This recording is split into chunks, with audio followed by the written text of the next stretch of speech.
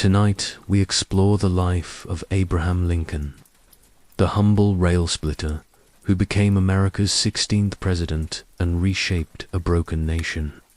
From a log cabin in the Kentucky wilderness to the echoes of the Gettysburg Address, Lincoln's story is one of tragedy, triumph, and a relentless pursuit of unity.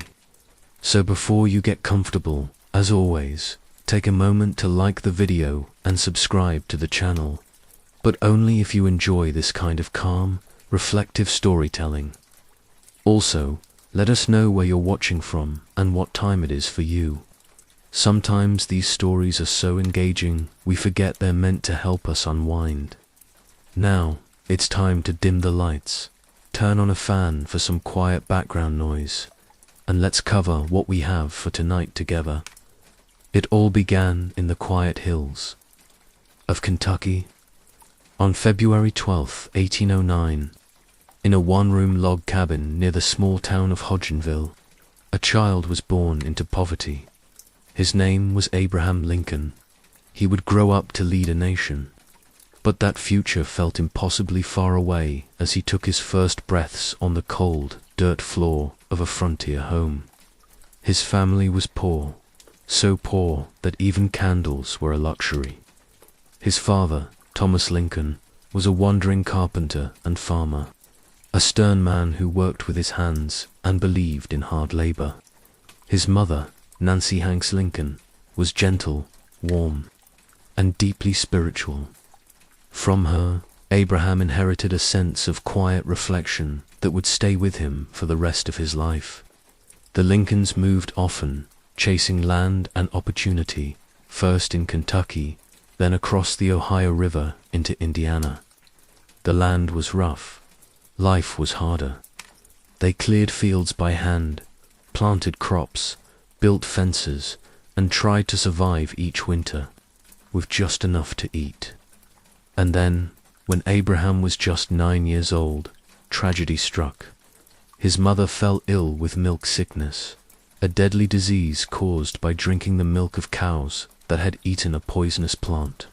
She died quickly, and the loss shook the family to its core. For Abraham, it left an invisible wound that never quite healed. He would carry that grief quietly, folding it into the melancholy that shaped his personality. But light returned to the Lincoln home when his father remarried a kind widow named Sarah Bush Johnston. She brought warmth and structure to the family, and she brought books. She saw something in young Abe, something thoughtful and curious. While Thomas Lincoln wanted his son to swing an axe, Sarah encouraged him to open a book, and he did, again and again. The boy from the log cabin had no fancy tutors, no fine clothes, and barely any schooling. But he had a burning hunger to learn. In a world that expected him to plow fields and remain forgotten, Abraham Lincoln quietly began to grow, not in size alone, but in spirit. It was a humble beginning, but even the tallest trees come from the smallest seeds, and Lincoln was just beginning to rise. Abraham Lincoln grew up surrounded by silence, deep forests, long winters, and the slow rhythm of frontier life. But inside that silence, something stirred. While other boys swung axes and hunted game, Abraham was often found beneath a tree, a book open in his lap, lost in a world far from the wilderness. Formal education was almost non-existent in the backwoods of Indiana. In total, Lincoln may have had less than a year of traditional schooling, but he didn't let that stop him. He would borrow any book he could get his hands on, sometimes walking miles just to read a few precious pages. The Bible, Aesop's fables, Robinson Crusoe, and later Shakespeare all became his silent teachers. His stepmother, Sarah, noticed this. She once said that Abraham read all the books he could lay his hands on and would repeat them word for word. She saw something in him that others missed, an almost sacred hunger to understand the world, to make sense of things most boys never even questioned. But life wasn't easy for a boy who read instead of fought. His father Thomas didn't fully understand Abraham's obsession with books. He valued hard work, not hard thinking. And while Abraham did his chores, splitting rails, hauling water, tending animals, his mind often wandered elsewhere. He dreamed of distant places, of ancient heroes, of justice, honor, and freedom. People noticed how strange he was. He was tall, awkward, and incredibly strong, yet quiet, almost shy. And when he did speak, his words carried a weight beyond his years. His neighbors were baffled by this Lankine, who could quote entire passages of poetry, then out-wrestle the strongest man in the county. But underneath his calm voice and polite manner was a restless energy. Lincoln wasn't satisfied with the life he'd been born into. The log cabin had taught him how to survive, but the books taught him how to think, and more importantly, how to dream. He once wrote, "The things I want to know are in books. My best friend is the man who will get me a book I ain't read." It was in those pages lit by candlelight that Abraham Lincoln first began shaping the mind, and the heart that would one day guide a nation through its darkest storm. By the time Abraham Lincoln reached his early 20s, he was tall, remarkably tall. Standing at 6'4", he wore clothes that rarely fit, his pants always a little too short, his sleeves a little too loose. His face was lean and weathered, and his voice carried a slow, thoughtful rhythm. He looked like a man carved from the very trees he once split. In 1831, Lincoln arrived in the small frontier town of New Salem, Illinois. He had no money, no formal training, and no clear plan, but he had something more powerful than a resume. People liked him almost instantly. He took a job as a store clerk, and though the store wasn't always busy, Abe made an impression. He was known for being honest to a fault. If someone overpaid by a few cents, he would walk miles just to return the change. If he borrowed a book or tool, he always brought it back, sometimes in better condition than when he received it. His honesty earned him a nickname, Honest Abe, but it wasn't just his integrity that won people over, it was his wit. He told stories. Long, meandering, hilarious stories. Stories that made people forget their troubles and lean in a little closer. He had a gift for language and timing, a way of turning even a simple anecdote into something unforgettable. He wasn't polished, he wasn't educated. But in New Salem, Lincoln began building something important, trust. People came to him for advice, for laughter, and eventually for leadership. In 1832, he ran for the state legislature. He lost, but he didn't disappear. 2 years later, he tried again, and this time he won. In between, he served briefly in the Black Hawk War, not as a fighter, but as a captain. He never saw combat, but he was elected by the men, another sign that people believed in him. Lincoln's time in New Salem was short, but it was foundational. It was there that he tasted the beginnings of public life. There, that quiet boy who, read by firelight, became a man people listened to. He wasn't just telling stories anymore. He was beginning to write one of his own. After his time in New Salem, Abraham Lincoln set his sights on something bigger, the law. He had no formal degree, no classroom, no teacher. Instead, he studied alone, borrowing law books and reading them late into the night, just as he had done with poetry and scripture in his boyhood. By 1836, he passed the Illinois bar exam and became a licensed attorney. Springfield, Illinois, became his new home, a growing town full of energy, politics, and ambition. There, Lincoln joined a law firm and began taking on all kinds of cases: property disputes, debts, assaults, even murder trials. He quickly earned a reputation as a skilled, fair, and ethical lawyer. He spoke plainly in court, used humor when needed, and never humiliated his opponents, even when he outsmarted them. But Springfield didn't just shape Lincoln's career, it also changed his heart. It was there that he met Mary Todd, a well-educated woman from a wealthy Kentucky family. Mary was unlike anyone Lincoln had ever known. She was sharp, confident, and shared his interest in politics. Their courtship was complicated. They were engaged, then separated, then reconciled again. Some of Lincoln's friends said he wasn't sure if he was good enough for her. Others believed he feared he couldn't give her the life she deserved. Still, on November 4th, 1842, they married. Their union was passionate and stormy.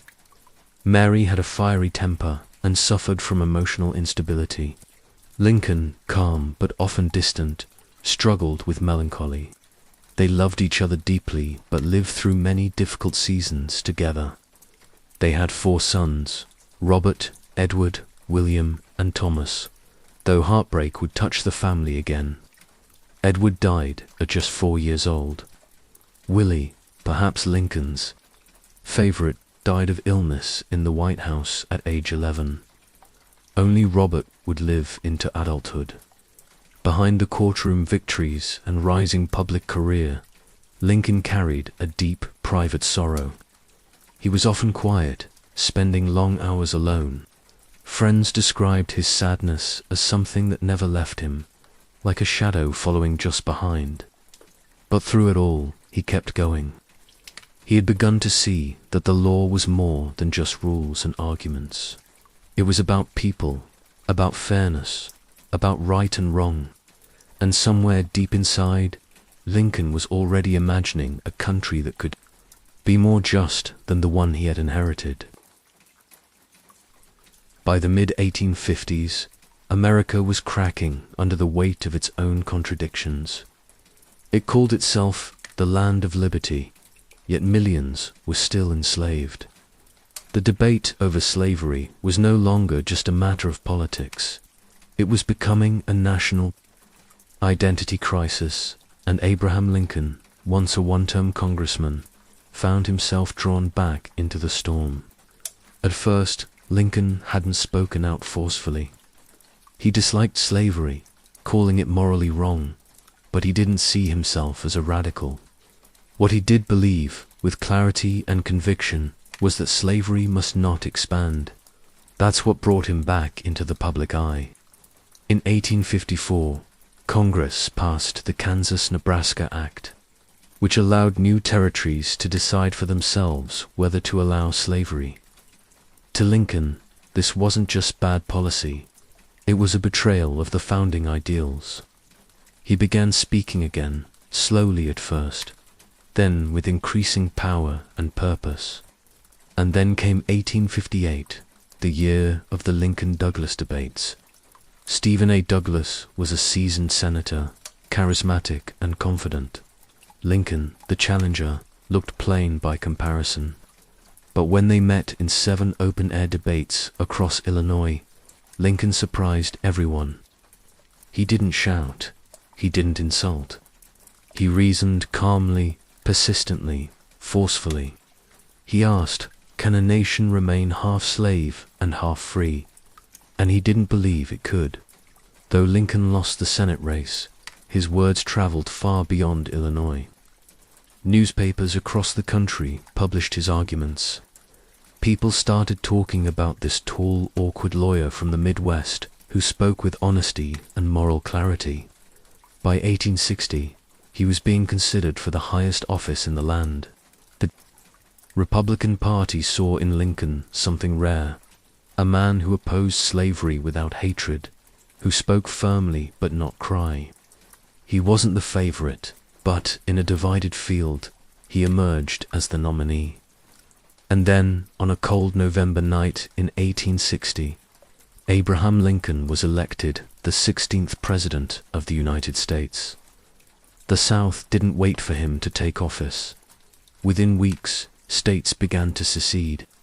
The Union, the very idea of the United States, was crumbling.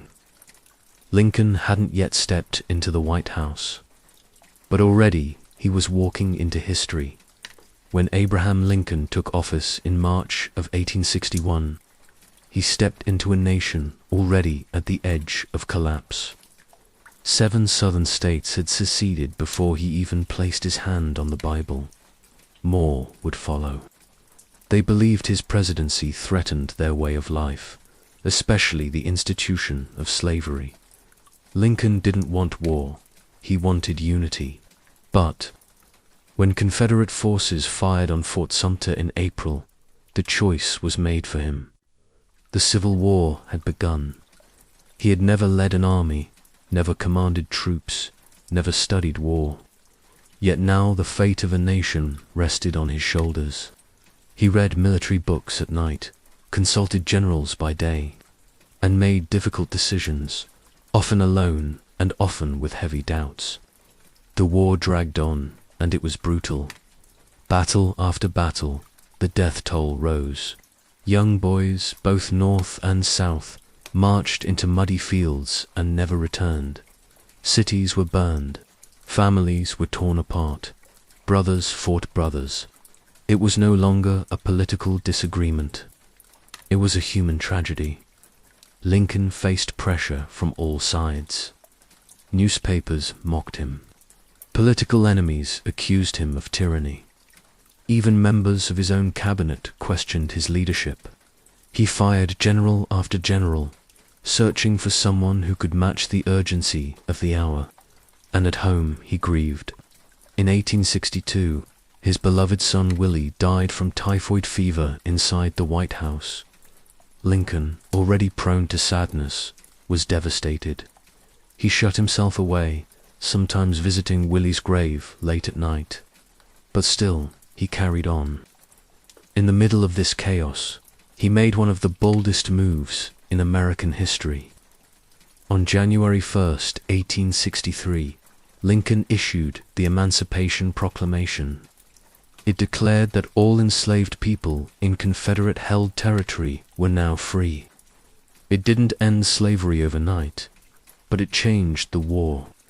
It turned the fight into a moral battle, not just to save the Union, but to redefine it. Lincoln once said, "If slavery is not wrong, nothing is wrong." And with that document, he put the full weight of the presidency behind that belief. He didn't just want to win a war. He wanted to win the soul of a country. As the war raged on, Abraham Lincoln understood something deeply.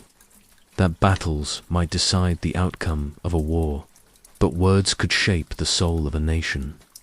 He had always been a man of careful speech, choosing each phrase with patience.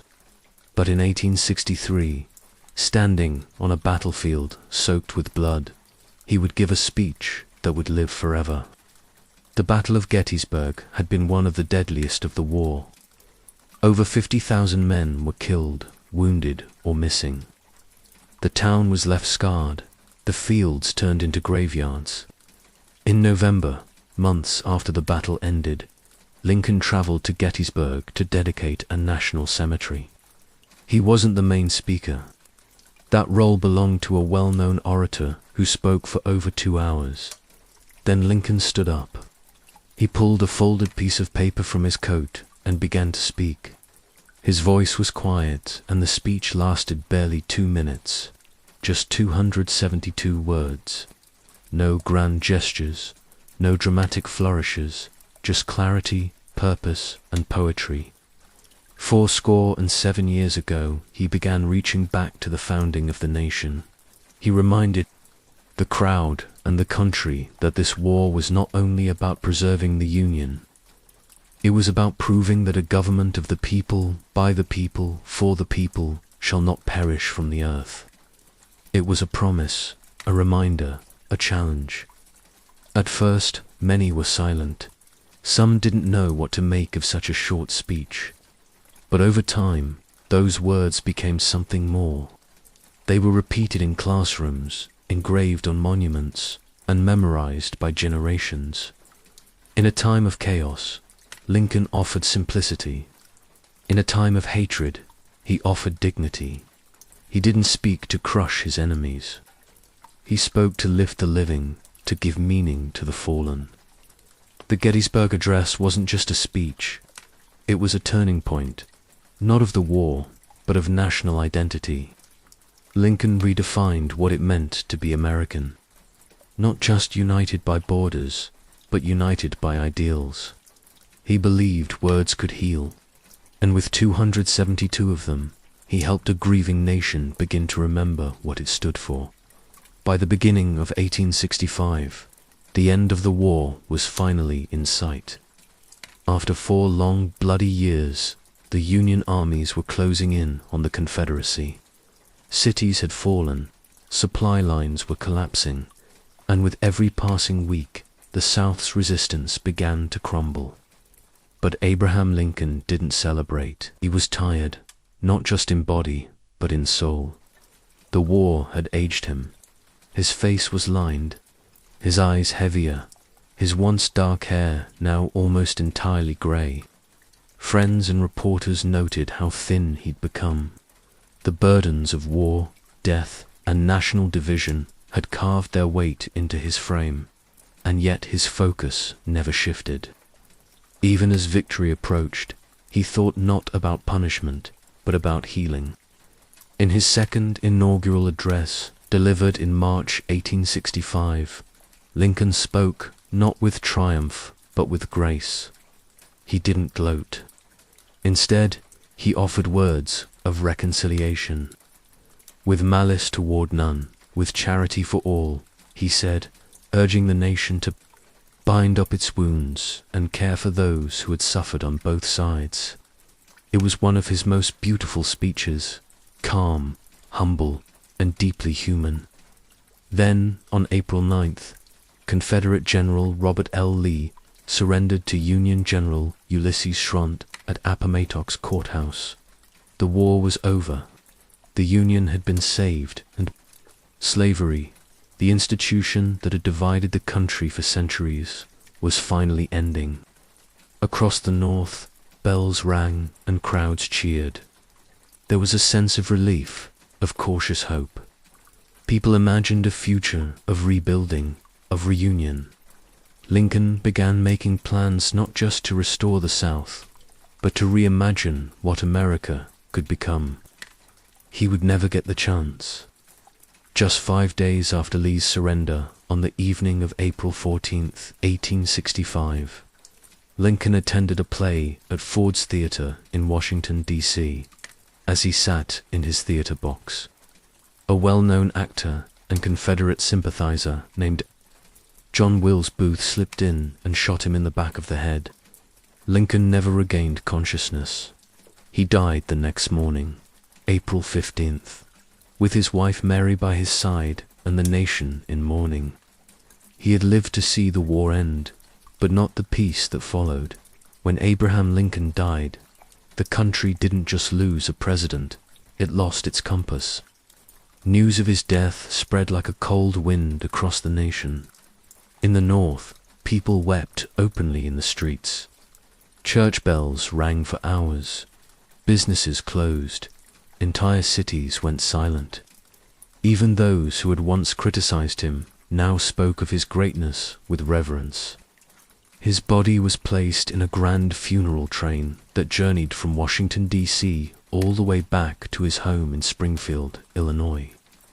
Along the route, thousands lined the tracks, standing in silence as the train passed. Men removed their hats. Women held their children close. It wasn't just mourning. It was a farewell to the man who had held them together during the country's darkest hour. Lincoln was buried in Oak Ridge Cemetery near the town where he had once walked as a young lawyer. The grave would soon be marked by a towering monument and later still his face would be etched in stone at Mount Rushmore and printed on currency. But behind all the marble and myths was a man, a real man, one who battled depression, one who knew grief intimately, one who never believed himself to be extraordinary, and yet he changed everything. Lincoln didn't live to see the full impact of his work.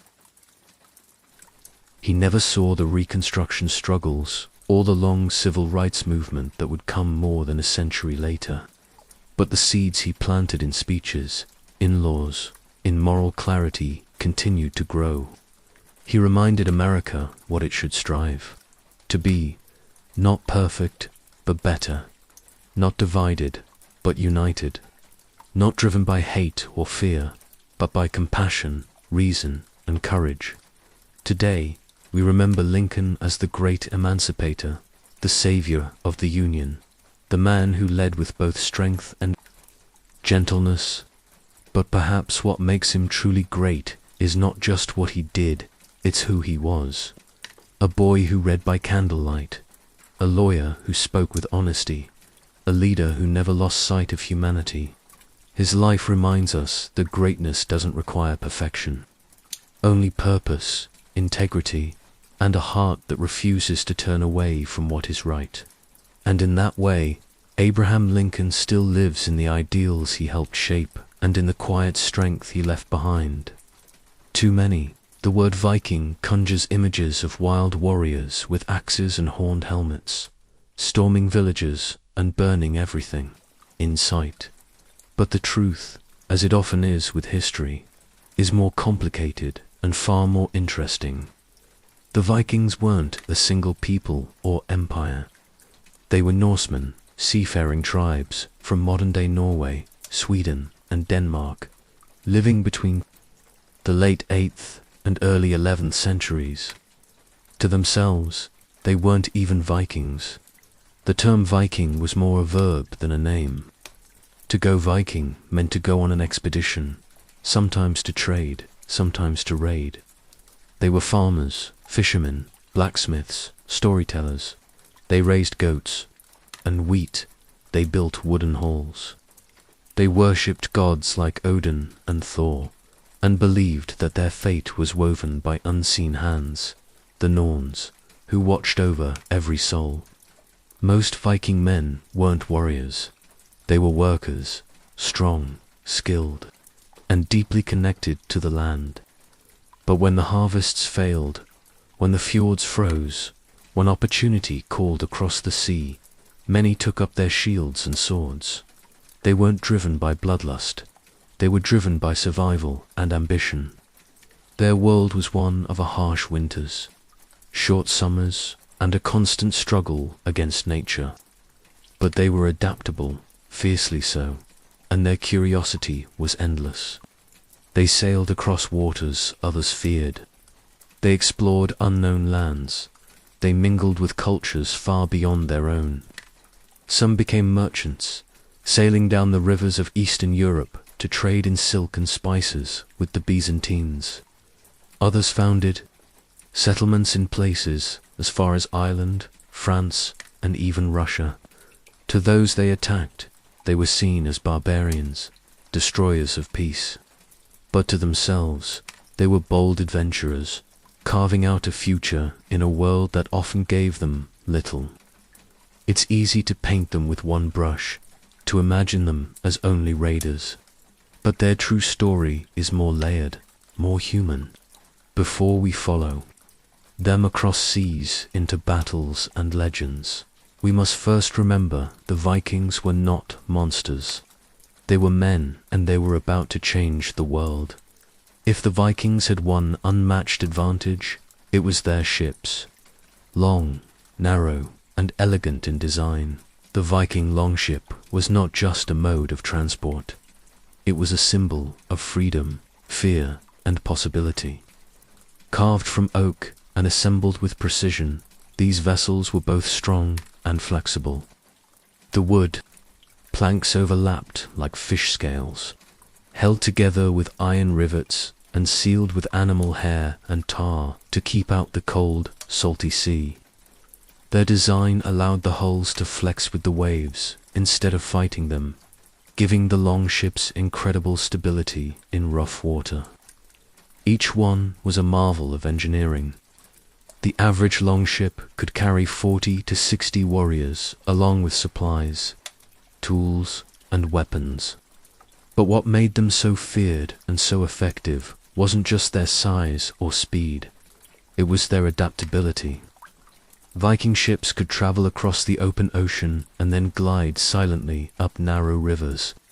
They could sail in just a meter of water, meaning they could strike deep inland where no one expected them.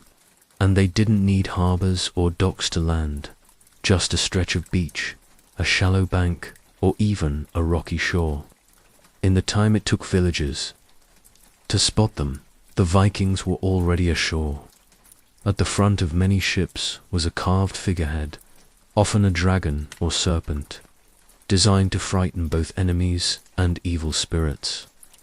As the ships approached, the sea seemed to churn beneath their prows, their sails full of wind, their crews silent but ready. The sight of a long ship on the horizon became the stuff of nightmares across Europe. It meant trouble was coming, fast, unexpected, and ruthless.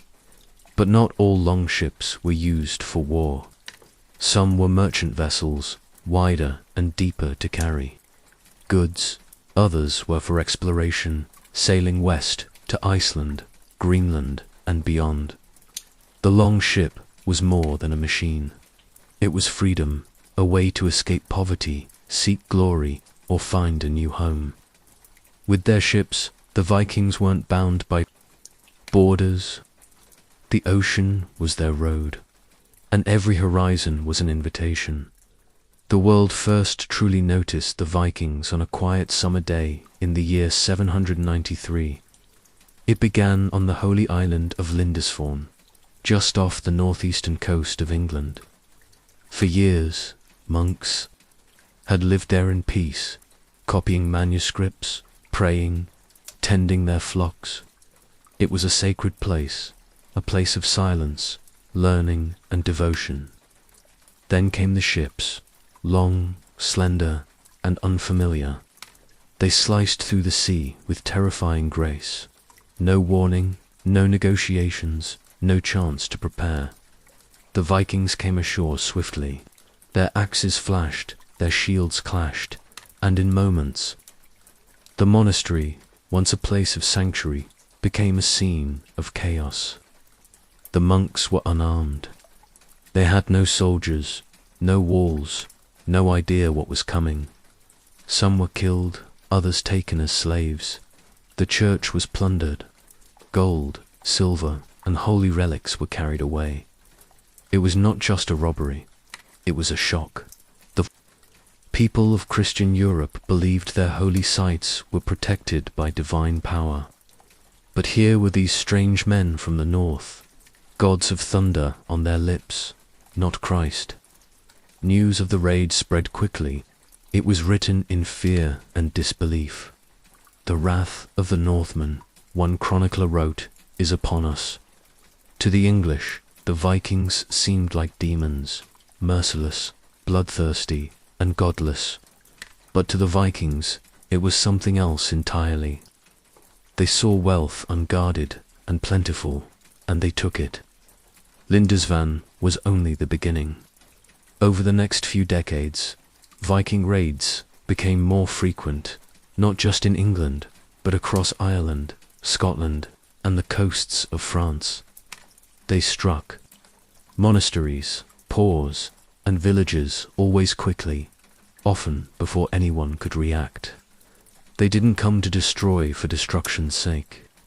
They came for silver, spices, livestock, and slaves to survive, to gain, and yes, sometimes to prove their courage. To a Viking warrior, a successful raid meant honor, a share of treasure, a name that would be sung around fire-lit halls. But these early raids sparked something bigger. They changed how the world saw the North, and they marked the beginning of an age when no coast was ever truly safe again. Though history often remembers Vikings as brutal raiders, that's only one part of the story. Not long after the first waves of raids swept across the coasts of Europe, something curious happened. The Vikings didn't always leave. They stayed. They built. They became settlers. In Ireland, towns like Dublin and Wexford began as Viking outposts, simple camps where raiders could rest, repair their ships, and prepare for the next strike. But over time, these camps grew.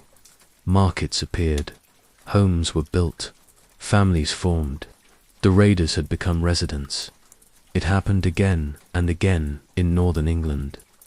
The Vikings carved out a territory called the Danelaw, land under Norse control, where Viking law was enforced instead of English rule.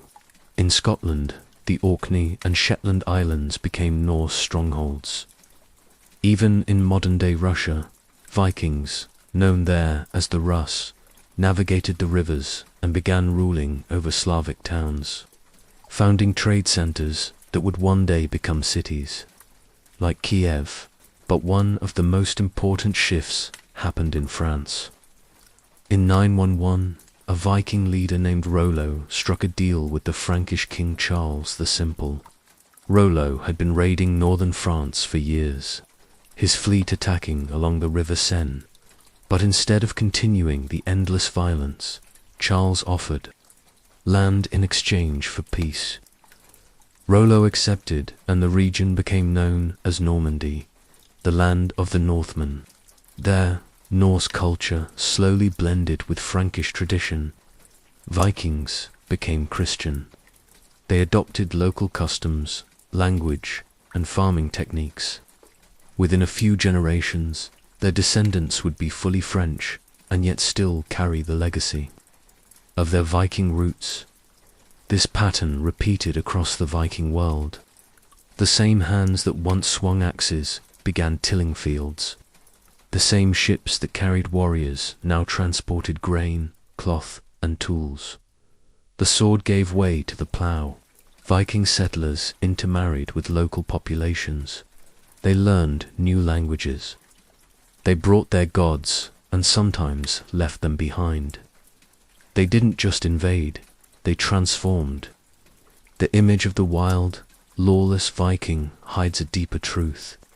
They weren't just destroyers of kingdoms, they were founders of them.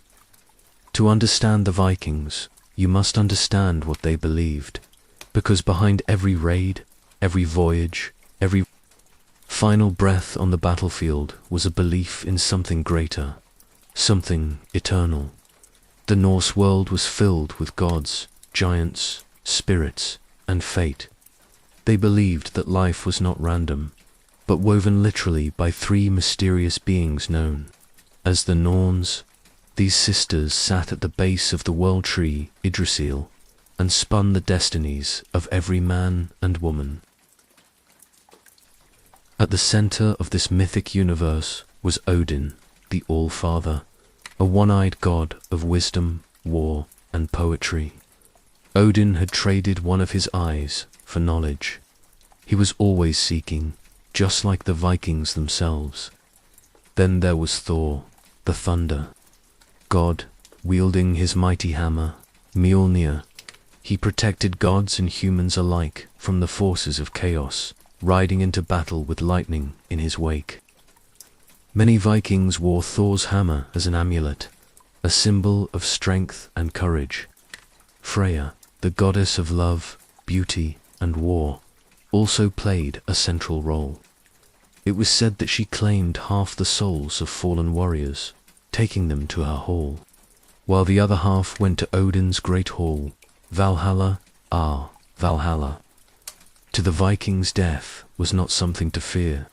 If a man died bravely in battle, he would be carried by Valkyries, warrior maidens of Odin, to the golden halls of Valhalla, where he would feast, fight, and celebrate until the end of days. But if a warrior died of sickness, cowardice, or old age, he would not go to Valhalla. He would fade into a quieter, lesser afterlife. To die without honor was the greatest tragedy. This belief shaped how Vikings lived. They welcomed risk.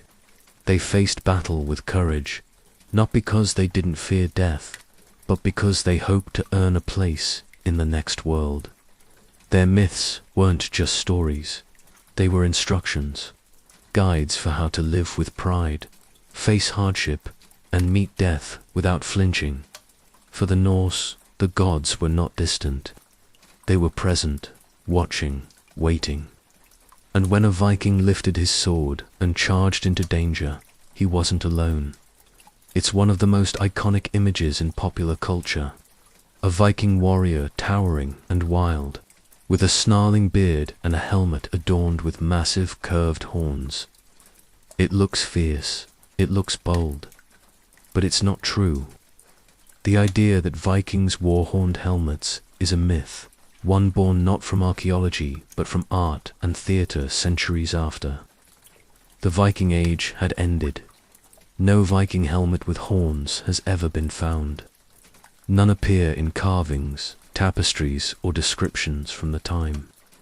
The helmets that have been discovered, like the famous one found in Gunbu, Norway, are simple, practical, and made of iron, rounded, reinforced, and close-fitting, built for function, not intimidation.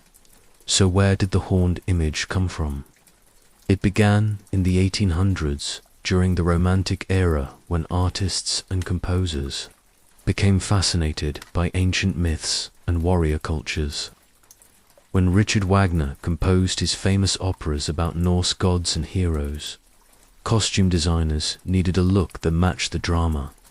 They added horns. These theatrical helmets looked powerful on stage. They gave singers a larger-than-life presence. Audiences were thrilled, and from there the image stuck. Books, paintings, and later Hollywood films embraced it. Horned helmets became a symbol of wild strength, a shortcut for Viking. But real Viking warriors would have found such helmets ridiculous. Horns on a battlefield would have made them easy targets. The horns could catch weapons, get stuck indoors, or throw off balance during a fight. Vikings were practical people. Their gear was designed for survival, not style. That doesn't mean they weren't artistic. Their weapons and armor were often beautifully carved with knotwork and animals. Their ships bore dragon heads. Their jewelry had deep meaning. But when it came to battle, efficiency mattered most. Even so, the myth lives on. In cartoons, in costumes, in football team logos. It's hard to shake such a bold image, even when history tells a different story. But the truth is more interesting than the fiction, because the real Vikings didn't need horns to be terrifying. They had skill, they had strategy, and they had a silence before the storm that no helmet could capture. The Vikings were not just raiders or settlers. They were explorers, restless, curious, and unafraid of the unknown. While much of Europe viewed the sea as a boundary, the Norse saw it as a road, a challenge, yes, but never a wall. Driven by overpopulation, limited farmland, and the promise of riches, Viking explorers pushed beyond the known edges of the map. Their long ships, fast, light, and maneuverable, made it possible to go where no one else dared. First they sailed west to the British Isles, then farther to the wild coast of Ireland and the rocky shores of Scotland. Soon they discovered the windswept Faroe Islands, and then a great land, Iceland. In the late 9th century, Norse families began settling in Iceland. There they built farms, established a parliament, and wrote sagas, stories of gods, ghosts, and heroic voyagers. But even Iceland wasn't far enough. By the late 10th century, Eric the Red, a bold and exiled chieftain, set sail from Iceland and reached a vast icy coastline. He named it Greenland, hoping the name would attract settlers. It worked, but the most legendary voyage came next. Around the year 1000, Eric's son, Leif Erikson, set sail even farther west. He landed on a new land, one with forests, grasslands, and grapes. The Norse called it Vinland. Most scholars believe Vinland was part of modern-day Newfoundland in Canada. Leif and his crew built a small settlement now known as Lance Omeos, the first known European presence in North America. This happened nearly 500 years before Columbus would sail from Spain. But the Norse presence in Vinland didn't last. Conflict with indigenous peoples, harsh winters, and the distance from home eventually forced them to abandon the settlement. Still, they had come. They had crossed the Atlantic and returned. Their journeys were not just about conquest. They were about possibility. Vikings explored the rivers of Eastern Europe, traded with the Byzantine Empire, and journeyed through deserts and forests in search of something more. They didn't always know where they were going, but they went anyway. In a world bounded by fear, the Norse spirit moved with the tide, ever outward, always wondering what lies beyond. No age lasts forever, not even one born on wind and sea. By the middle of the 11th century, the Viking world was changing slowly at first, then all at once. The raids that once shook the coasts of Europe began to fade. The longships still sailed, but they carried more goods than warriors. The same. Hands that once gripped axes were now signing treaties, trading furs, and kneeling in prayer. One by one, the old pagan beliefs gave way to Christianity. Missionaries had arrived decades earlier, some as captives, others as guests, and over time their influence grew.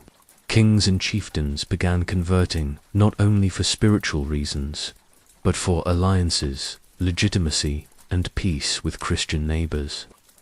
With religion came structure, and with structure came kingdoms.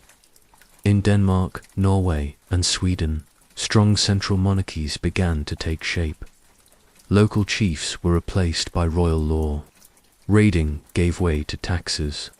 The wild independence that had once defined Viking society was being reshaped by order. At the same time, European defenses improved. Castles rose along the coastlines. Towns fortified their walls. The element of surprise, so crucial to Viking raids, was vanishing. The world was simply growing harder for Vikings to thrive in. One of the final chapters came in 1066. A powerful Norse king named Harald Hardrada sailed to England with dreams of reclaiming a throne. He fought bravely at the Battle of Stamford Bridge, but was killed in battle.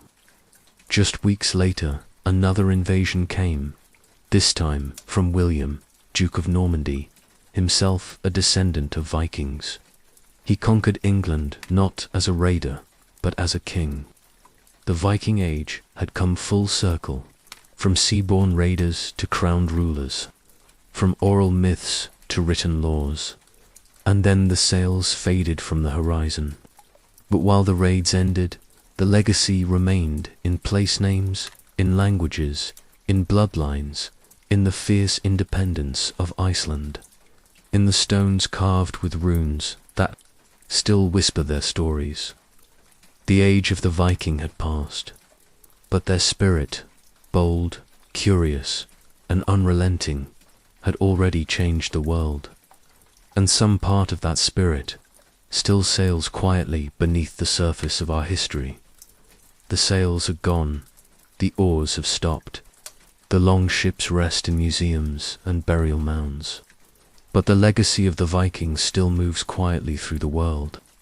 They left no empire in the traditional sense, no towering ruins or marble temples, and yet their impact is carved deeply into the bones of modern Europe and beyond. In England, over 1,000 towns and villages bear Norse names. Words like knife, sky, window, and berserk come straight from the Old Norse tongue. Even the days of the week, Tuesday for Tyr, Wednesday for Odin, Thursday for Thor, and Friday for Freya, remind us that the gods of the Vikings still echo in the calendars we live by. In Ireland, cities like Dublin were founded by Norse settlers, first as ports for plunder, then as trading hubs, and finally as thriving medieval communities.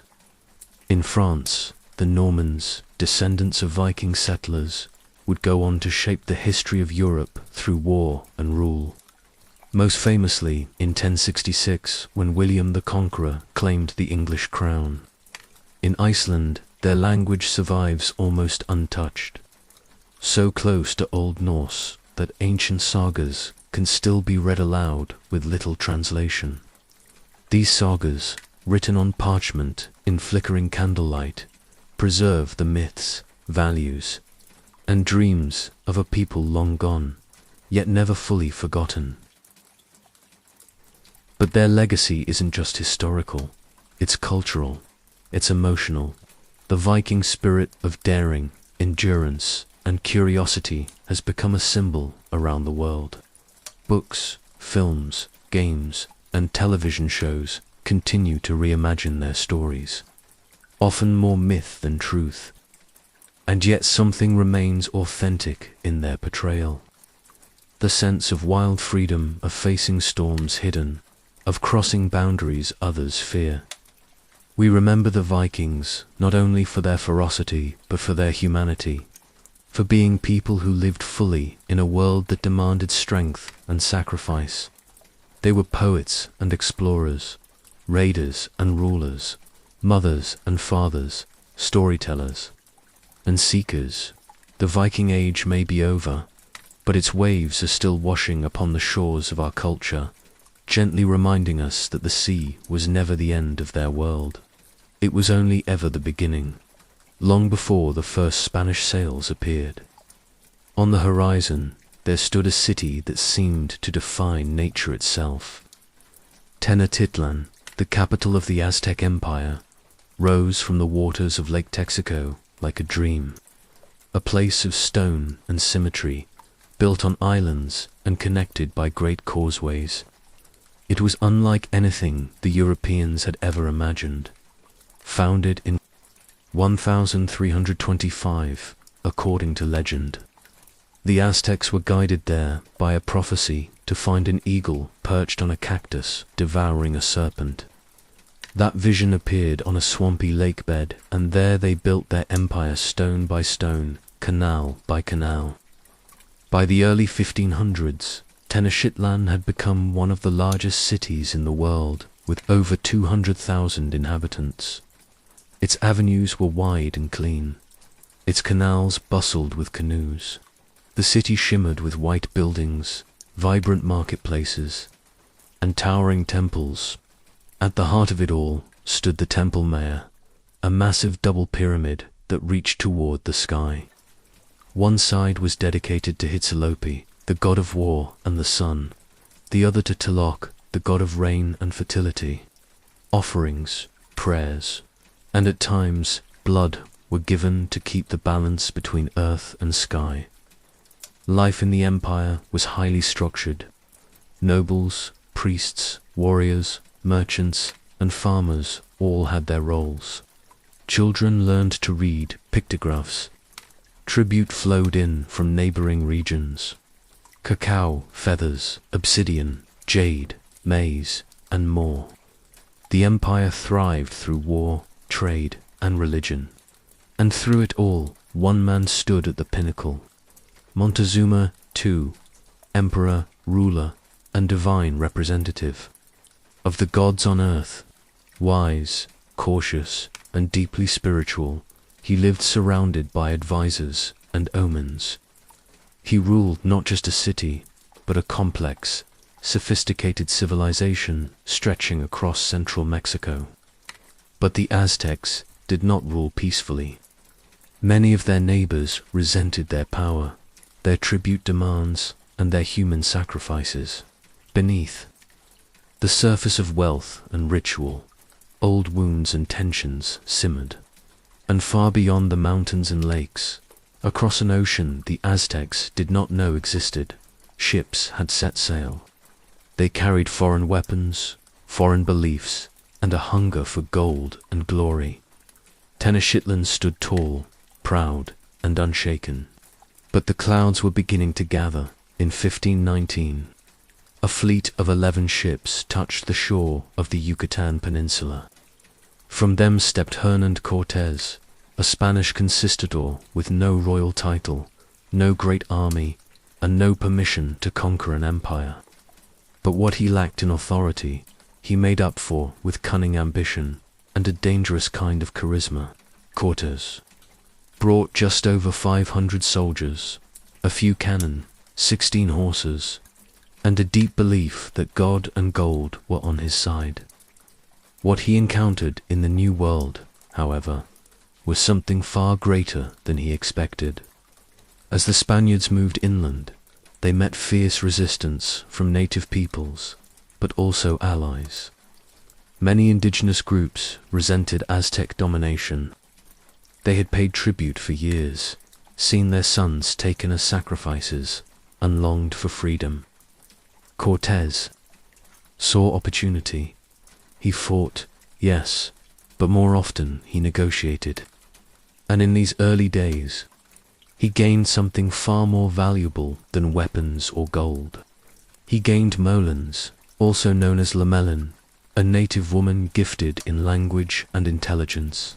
She became his translator, cultural guide, and eventually his closest confidant. Through her, Cortés could speak to the people. Through her, he could manipulate fear, forge alliances, and untangle the threads of a world he did not understand. As the Spaniards journeyed westward, stories reached them of a mighty empire in the mountains, of cities made of gold, of great temples, and of a king who ruled with divine power. To the Spaniards, these tales only fueled their desire. To the people they met along the way, Cortés promised an end to Aztec tyranny. He burned his ships to prevent retreat. He marched with growing forces, now joined by thousands of indigenous allies, and slowly, step by step, he drew closer to the heart of the empire. In Tenochtitlan, Montezuma received word of these strange men. Pale-skinned, bearded, dressed in metal, riding beasts no one had seen before. Some believed they were gods. Others saw a darker omen. And as Cortés climbed the mountain roads, flanked by allies and armed with fire, both the emperor and the conquistador prepared for a meeting that would change history. One ruled an empire, the other came to end it. On November 8th, 1519, two men stood face to face for the first time. Hernán Cortés, the Spanish conquistador, armored, determined, flanked by foreign weapons and native allies. And Montezuma too, the divine emperor of the Aztecs, draped in feathers and gold, ruler of a city that sparkled like a jewel in the lake. It was not just a meeting of men, it was a collision of worlds. As Cortés and his soldiers entered Tenochtitlan, they were stunned. The city stretched for miles, its white temples rising above turquoise canals and busy marketplaces. It was cleaner, larger and more sophisticated than any city they had seen in Europe. Some Spaniards whispered that they had walked into a dream. Montezuma welcomed them not with spears, but with ceremony.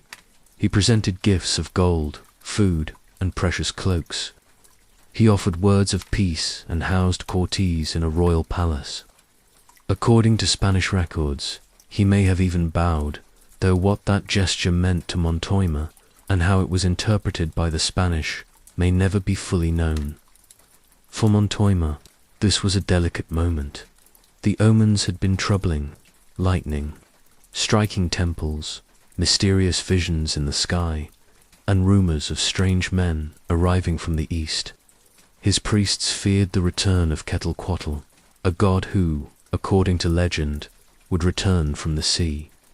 Montezuma was a thoughtful ruler but also cautious. He may have believed diplomacy was the only way to avoid bloodshed.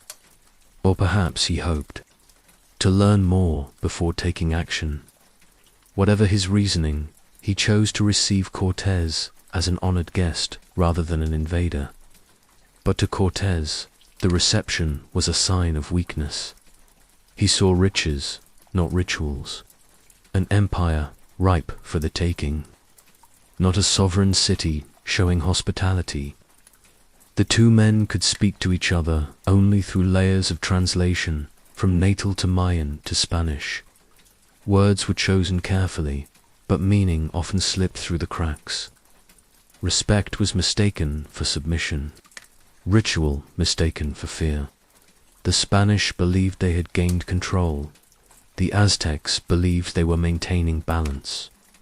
In that moment of false understanding, the seeds of disaster were quietly sown, and in the shadow of great temples, the slow unraveling of a civilization had already begun. At first, the Spaniards were honored guests in Tenochtitlan, housed in a grand palace, fed with the empire's finest foods, and permitted to move through the city freely. Cortés walked its avenues, studied its temples, and observed its people. He was fascinated, but never fooled. Behind his admiration was calculation. Cortés knew he was surrounded. His army, though growing, was still vastly outnumbered. The Aztecs were proud, organized, and militarily powerful. If Montezuma gave the order, the Spaniards could be wiped out in a single night. So Cortés acted first, not with force, but with strategy. He placed Montezuma under house arrest. It wasn't a dramatic seizure. The emperor remained in his palace, still dressed in gold, still treated with honor. But guards now stood at every entrance. The man who had ruled an empire could no longer walk his own city freely. To the Spanish, this was a brilliant move. By controlling Montezuma, they believed they controlled the empire. And for a time, that illusion seemed real. The emperor remained passive. Some say resigned. Others believe he hoped to avoid a full-scale war. Perhaps he still believed the Spaniards could be persuaded to leave.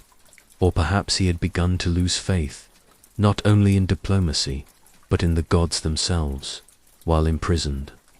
Montezuma continued to speak to his people from the palace roof. He assured them that the Spaniards meant no harm. He pleaded for calm, but calm was crumbling. The Aztecs grew restless. Whispers turned to anger. The streets, once filled with trade and song, were now thick with tension. Many no longer saw Montezuma as a leader. He had allowed foreign invaders into their sacred city. He had not fought. He had bowed too far. Cortés too began to sense the shift. His alliance with the emperor was built on uncertain ground, and beneath him the foundation of Aztec rule was beginning to crack. Still, no blood had yet been spilled inside the heart of the city. There was still a chance, slim, fragile, to avoid catastrophe. But the line between diplomacy and domination had already blurred, and soon a single act of violence would erase it completely. While Hernán Cortés was away from Tenochtitlan, having marched to the coast to confront a Spanish rival sent to arrest him, he left his second-in-command, Pedro de Alvarado, in charge of the city. Alvarado was not Cortés. Where Cortés used diplomacy and restraint, Alvarado ruled with suspicion and fear. During Cortés's absence, the Aztecs prepared to celebrate one of their most sacred festivals, Toxcat, a ritual honoring the god Tezcatlipoca, lord of the night and fate. It was a time of music, dancing, and ceremony held within the courtyard of the Templar. Nobles, priests, and warriors gathered in full regalia, adorned with feathers and gold. But to Alvarado, it looked like rebellion. He claimed to have heard rumors of an uprising, though no attack had come. Paranoia clouded his judgment. He feared the Aztecs were preparing to strike, and so he struck first. As the dancers performed and drums echoed into the sky, Spanish soldiers stormed the courtyard. They blocked the exits. Then, without warning, they began to kill. They cut down unarmed men, priests, and nobles alike, slashing through the crowd with swords and spears. The blood of the city's most honored citizens soaked the temple stones. Those who tried to flee were cut down. Those who resisted were slaughtered. It was not a battle, it was a massacre. The music stopped, the city fell silent, and then the silence turned to fury. When Cortés returned days later, he found a city transformed. The people, once cautious, were now enraged. The illusion of peace was gone. The Aztecs surrounded the Spanish quarters, blocking the causeways, cutting off supplies. Tenochtitlan had become a trap, a boiling cage of stone and lake water. Inside, Montezuma, still a prisoner, could no longer calm his people. Many no longer listen. Some no longer even believed he ruled. The empire had entered a moment without balance, without direction. Rage filled the void. Cortés tried to salvage what he could. He spoke to Montoima. He offered gifts. He pleaded for calm. But what had been spilled in the temple could not be swept away. The gods had been insulted, the ancestors shamed. The sacred blood of a civilization had been spilled, and it would demand an answer. Trapped inside a city that once welcomed them, the Spaniards now lived behind barricades. Their food dwindled. Their allies died. Their hopes narrowed to a single thought: escape. Cortés tried diplomacy one last time. He brought Montoima to the palace rooftop, hoping the emperor could calm the crowds. But the people no longer listened. Some hurled stones. One struck Montoima in the head. Days later, he died in silence under Spanish watch. His death marked the final break. The last symbol of peace had fallen. On the night of June 30th, 1520, Cortés made his move. Under a moonless sky, rain pouring from the heavens, the Spaniards and their native allies began slipping out of the city, carrying with them what they could: weapons, supplies, and gold. Too much gold. Greed slowed them. Armor weighed them down. The causeways, narrow bridges over the lake, became bottlenecks. The Aztecs were waiting.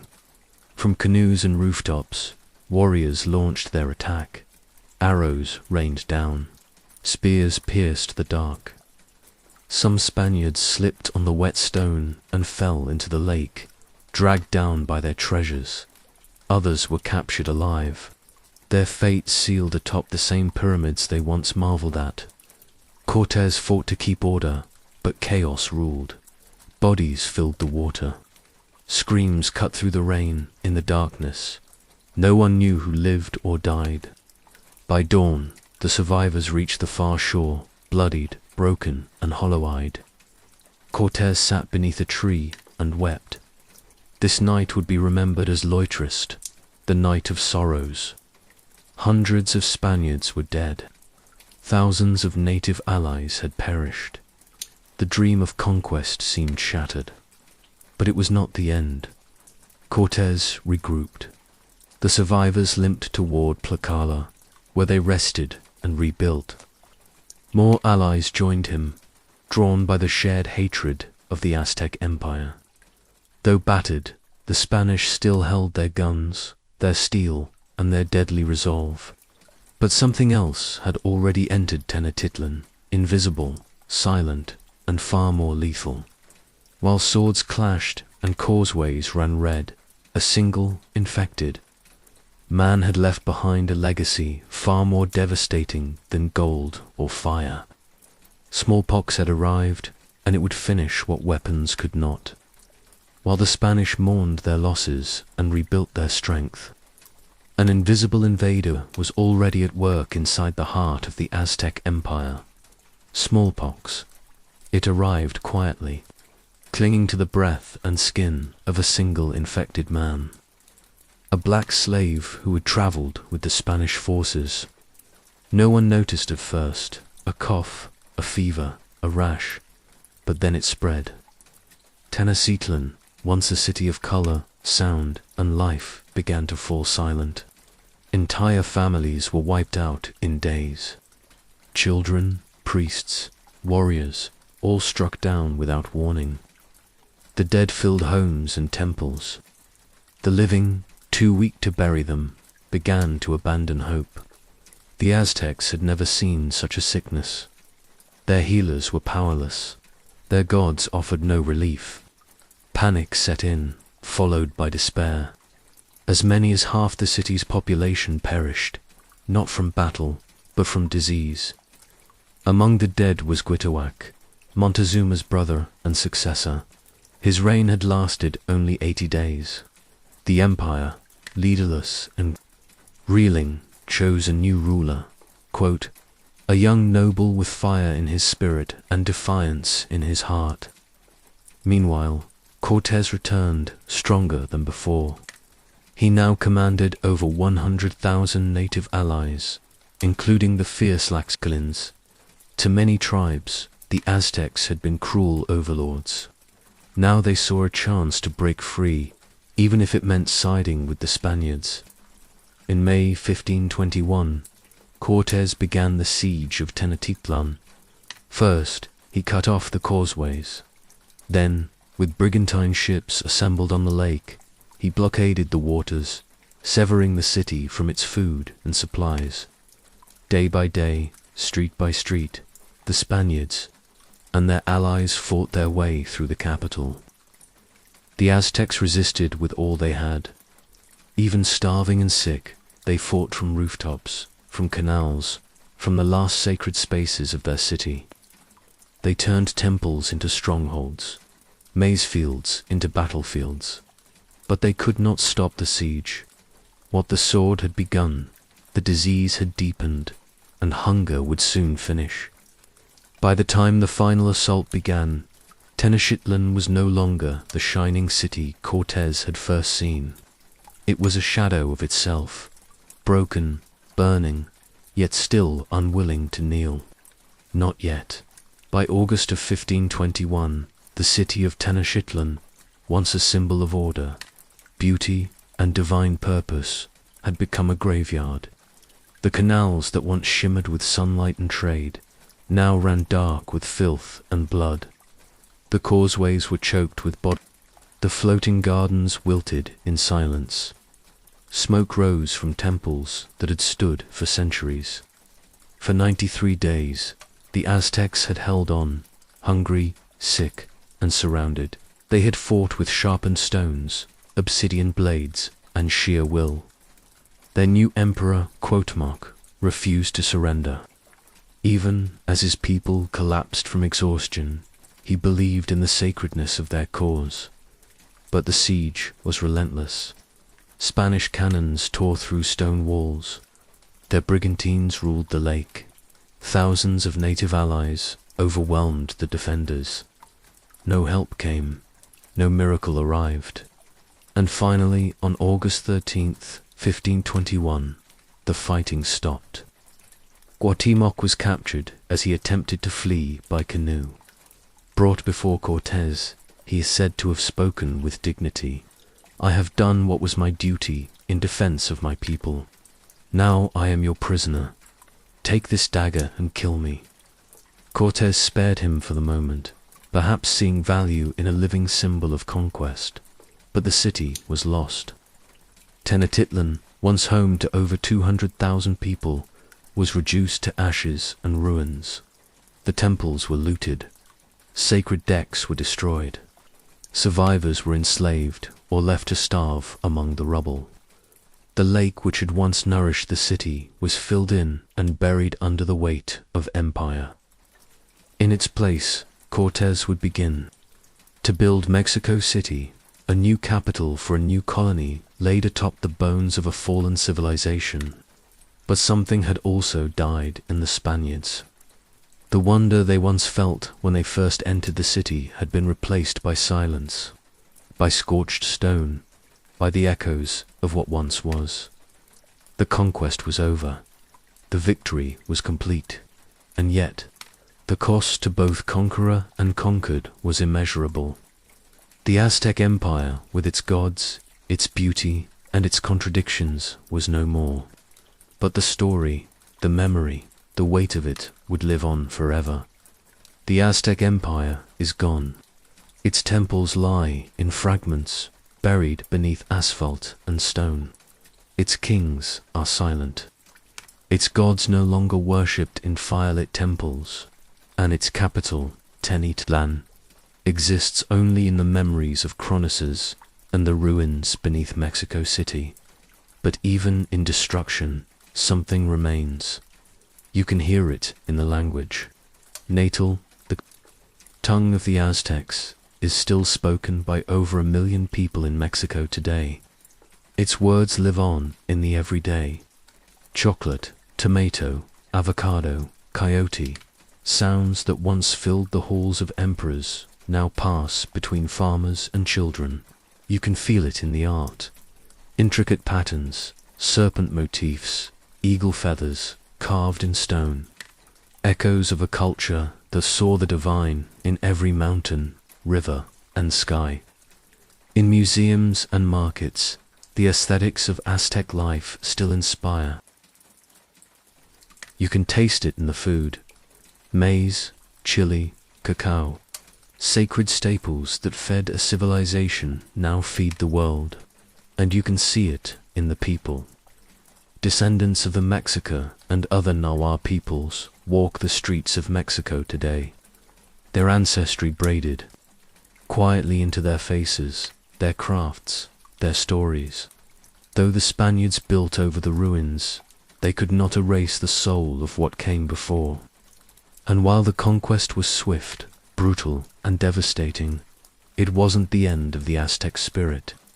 It was a transformation, forced, painful, but never total. Indigenous traditions adapted, survived in secret, fused with the new to create something entirely unique. The fall of the Aztec Empire is often remembered as a cautionary tale, a clash of worlds, a collision of ambition and misunderstanding, but it is also a lesson in resilience. For all the gold taken and the blood spilled, the Spaniards could not take the memory. They could not silence the volcanoes that once watched over Tenochtitlan. They could not erase the stories told in murals, in chants, in whispered prayers to the old gods. And in the shadows of Mexico's cathedrals and its government buildings, stones from ancient temples still lie, quiet and watching. Time may have buried the empire, but its heart still beats beneath the soil, within the people, and in the stories we continue to tell.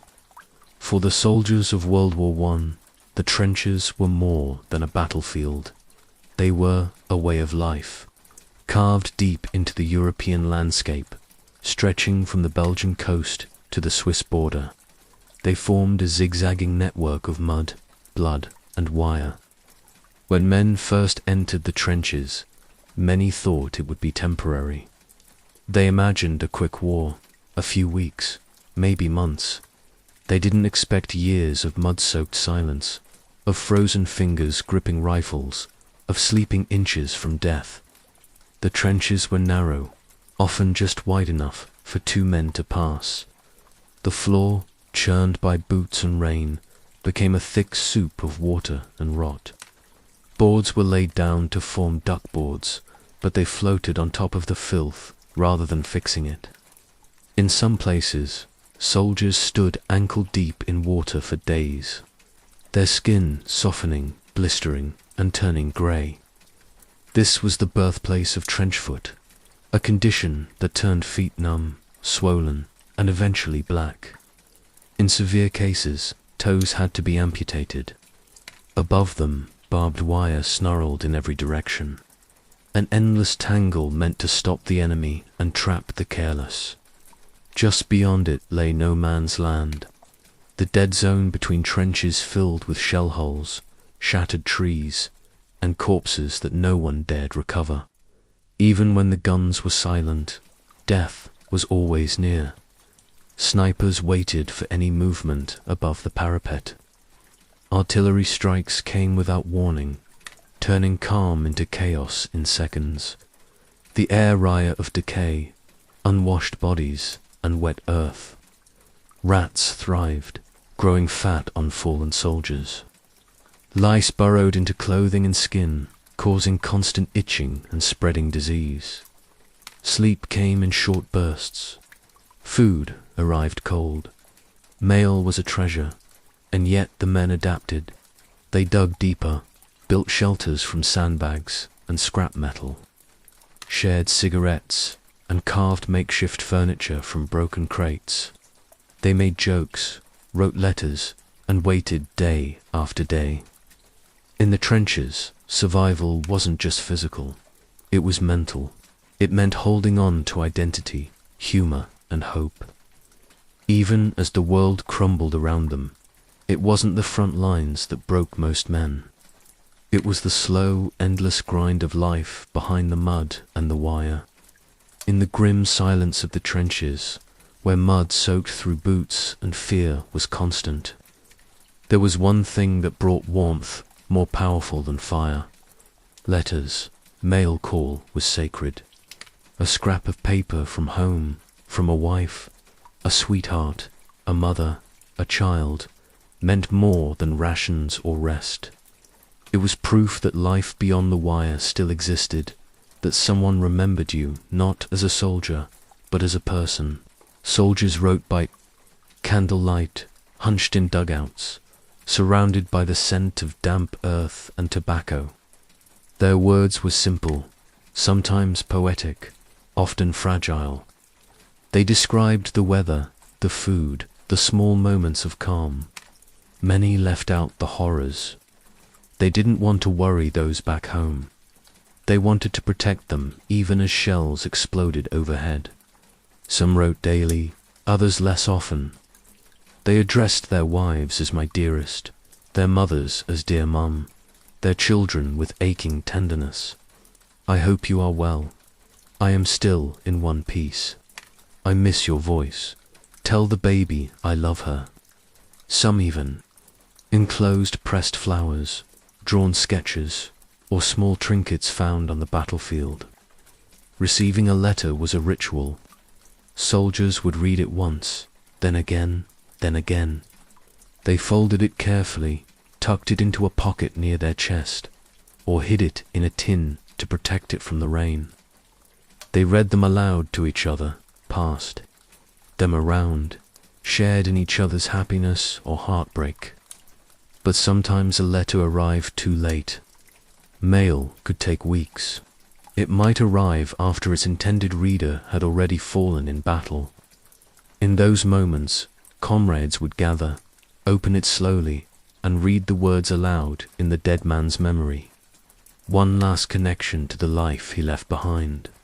In a war of machinery and madness, where men became numbers and losses were counted by the thousands, letters reminded everyone of their humanity. They were bridges between worlds, one of peace, the other of war. They carried love, fear, longing, and hope, and in a place where nothing felt certain, a letter, however small, could save a man's spirit. It was Christmas Eve, 1914, the first winter of a war that many had believed would be over by now. The trenches were cold and soaked with frost. Soldiers huddled beneath blankets, thinking of home, of warmth, of peace. Then across no man's land came an unfamiliar sound, singing still, highly Gallic, silent night, holy night. German voices rose softly into the night air. British troops listened, confused, then answered with their own carols. One by one, heads began to rise above the parapets. What followed would become one of the most human moments in a deeply inhuman war. Without orders, Without planning, soldiers began to climb out of the trenches. They met in the middle of no man's land, that dead space filled with barbed wire and broken bodies, and shook hands. Some exchanged buttons, tobacco and chocolate. Others offered sausages or plum pudding, and then someone produced a ball. A game of football began, boots kicking through mud and snow, rifles left behind. The match had no score, no rules, no sides, just men laughing together under a cold winter sky. They showed each other photographs of wives and children. They buried their dead. They lit candles and shared songs in languages they didn't speak. For a brief moment, there was no war, no enemy, only men, cold, tired, and aching for peace. But it could not last. The generals were furious when they learned of it. Commanders issued strict orders, forbidding any further contact. Artillery fire soon returned. Snipers resumed their posts. The soldiers went back to their trenches, and to the business of killing those they had just embraced. The truce was never repeated on such a scale again, but for those who were there, it remained a memory that refused to fade. A sliver of light in a war made of darkness, a reminder that beneath every uniform was a beating heart, capable of compassion even on the most violent ground. It did not end the war, but it proved even for a single day that humanity could still rise above it.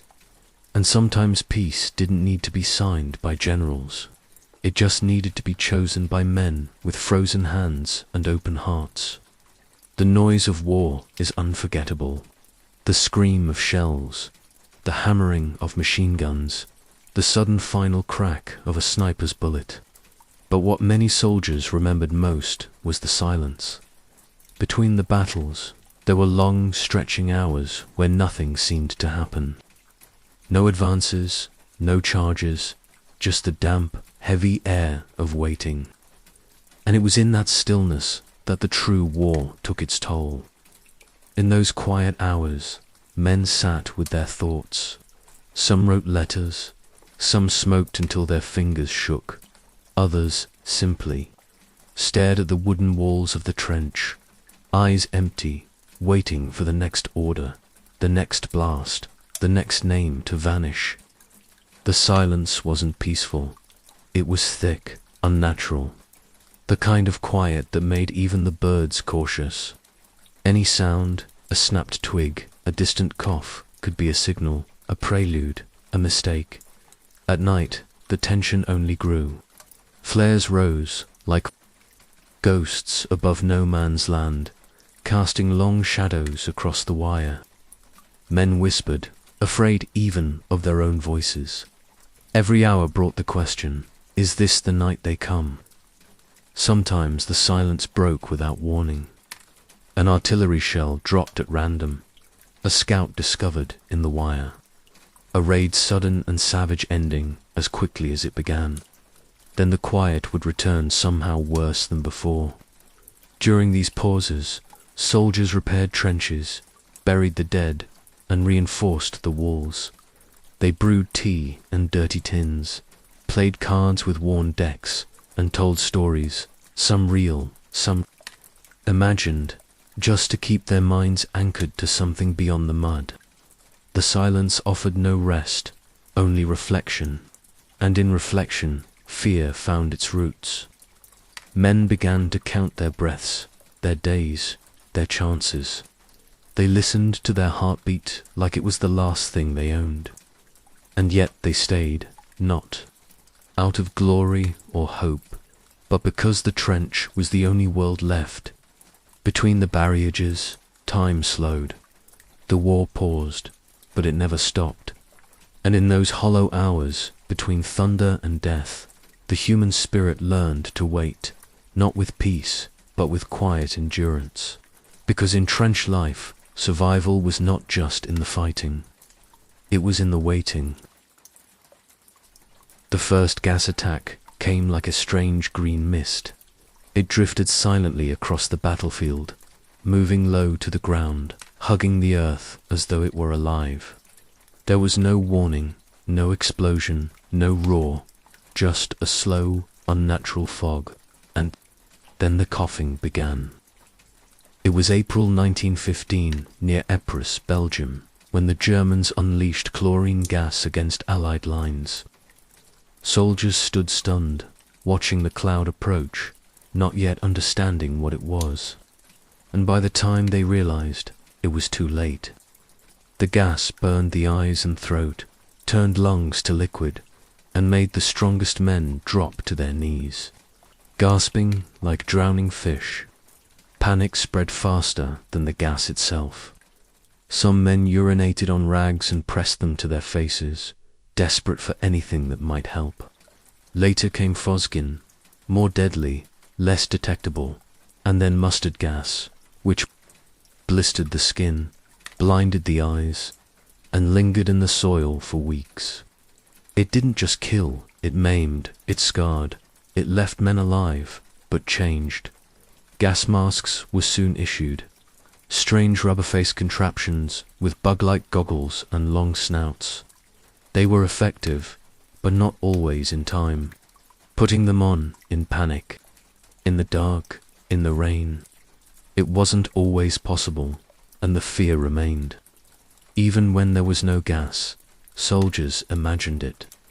A whiff of smoke, a shift in the wind, a strange scent, and the mask would be on in seconds.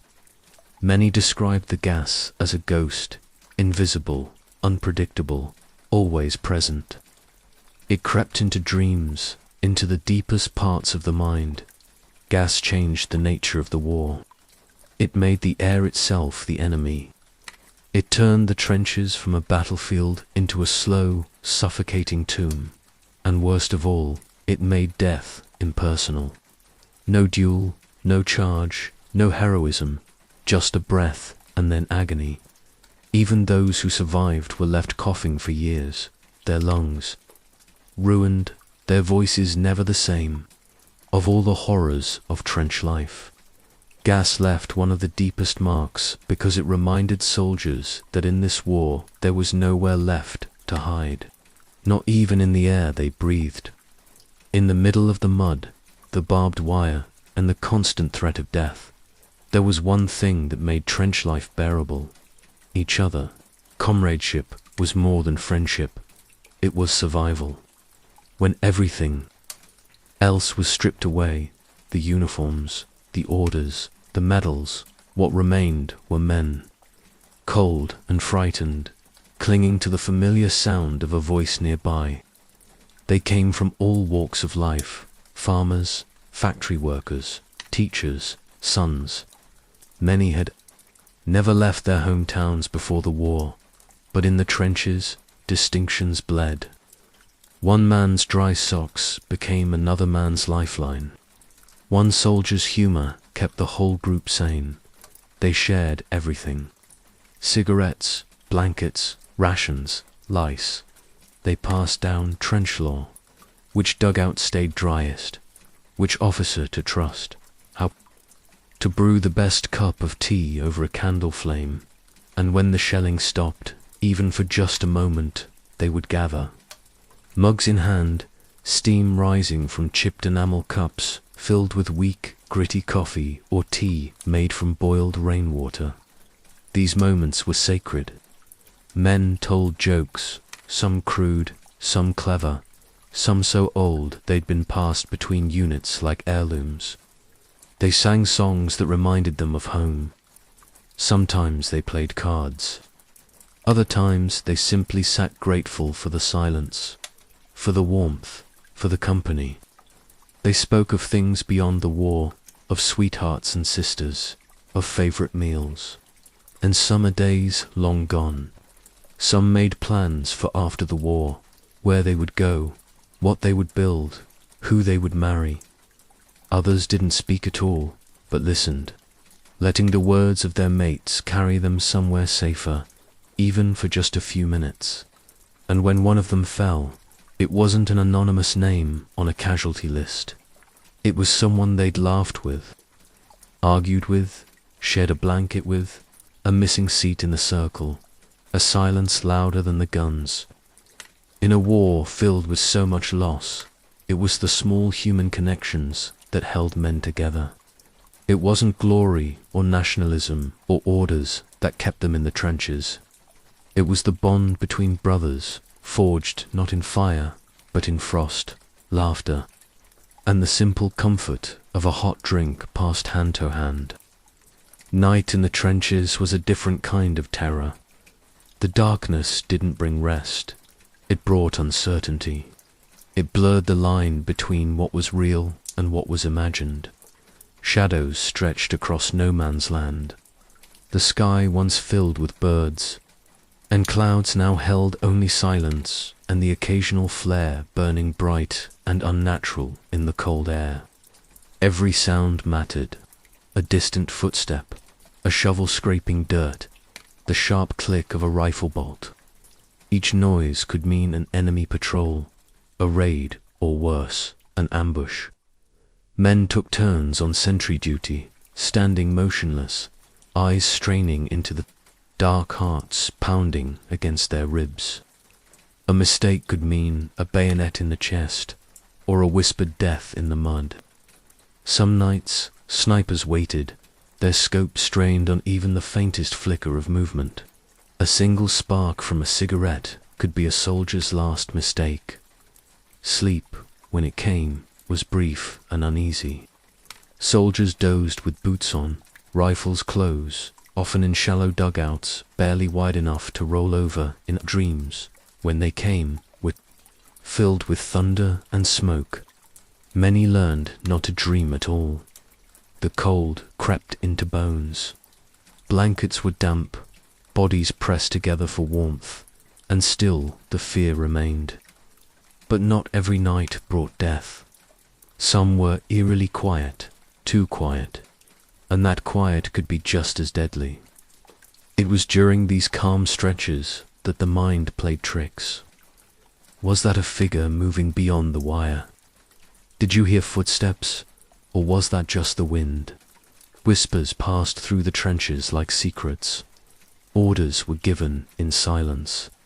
Patrols sent out in groups of 3 or 4, slipping into no man's land like ghosts to gather intelligence, lay wire, or sometimes just to remind the enemy they were not alone. Letters were written under flickering candles. Some were love notes, others were goodbyes, not always labeled as such, but written with the quiet knowledge that they might be the last. The night asked questions the day was too busy to consider. Will I survive? Will anyone remember me? And yet, when the sun finally rose, casting weak light over the wreckage of wire and earth, the men were still there, tired, cold, but alive. In the trenches, every sunrise was a victory. Not every wound in the trenches came from bullets or shrapnel. Some were quieter, invisible, but just as deep. Life in the trenches wore men down, not just in body, but in spirit. Each day chipped away at something. Strength, clarity, hope. And for many, the greatest cost of war wasn't death. It was surviving it. Trench foot, caused by standing for days in cold, wet boots, turned skin pale and soft, then black, then dead. Some men lost toes, others lost feet. Lice burrowed into uniforms, causing constant itching and spreading disease. Rats gnawed on food, equipment, even the fallen. But it was the unseen injuries that lasted longest.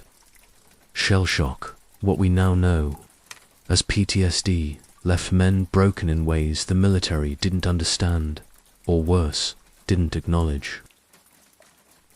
Some returned home unable to speak. Others flinched at loud sounds for the rest of their lives. Many had nightmares that never left them. At the time, some commanders called it cowardice, a failure of character, but the truth was far more tragic. These men weren't weak. They were overwhelmed, minds shaken by the constant stress, the relentless noise, the horror they had witnessed. And then there were the dead who couldn't be reached. Bodies lay out in no man's land, too dangerous to recover, too sacred to forget. They were reminders, markers, silent witnesses to the cost of every advance and every retreat. The emotional toll was immense. Some soldiers carried guilt for surviving when their closest friends had not. Others felt numb, their emotions buried beneath layers of mud and grief. Even rest wasn't easy. Soldiers on leave struggled to adjust to quiet towns and warm homes. They couldn't speak of what they'd seen. They didn't know how, and those who hadn't been to the front couldn't understand. War changed them, not just how they looked or how they walked, but how they felt, how they loved, how they lived. The guns may have fallen silent in moments, but the damage continued deep and wide. The trenches didn't just consume bodies. They consumed memories, voices, joy, and the echoes of that loss would carry far beyond the battlefield for years to come. The guns finally fell silent on November 11th, 1918. At the 11th hour of the 11th day of the 11th month, the war to end all wars officially came to a halt. But silence did not mean peace. Across the Western Front, soldiers emerged from the trenches slowly, cautiously, not quite believing the noise was truly over. Some wept, others stood in stunned quiet. A few stared across no man's land, wondering if the men who had once fired upon them now felt the same strange emptiness. The war was over, but the trenches remained. They didn't vanish. They sat in the mud, abandoned, slowly, sinking back into the earth that had been torn apart for 4 long years. Boots, helmets, rusted rifles, and letters never sent were left. Behind, small pieces of lives that had once filled those narrow walls. And the soldiers, they returned home, but they didn't come back the same. Many struggled to find their place in a world that had moved on without them. The familiar streets of their towns felt foreign. The laughter of children sounded distant. Some found comfort in silence. Others were haunted by it. The war had reshaped them, their posture, their sleep, their sense of safety. Some limped from old wounds. Others carried scars no one could see. They told few stories or none at all. The ones who did speak often spoke, not of battles, but of moments. A cup of tea shared in the cold, a letter that arrived just in time, a friend who didn't wake up. The trenches became part of history, studied, mapped, photographed. But to those who had lived inside them, they were something else. A second home, a prison, a grave, a place where youth had been left behind and something heavier had taken its place. And yet from that darkness came resilience. Memorials rose, poppies bloomed, new generations were born because others had endured. And in quiet corners of fields once soaked in blood, birds sing again. Grass grows, wind whispers through the trees. The trenches have faded from the land, but not from memory, because in that silence something sacred remains. The voices of those who endured the unendurable and proved, even in the mud and madness, that humanity could survive.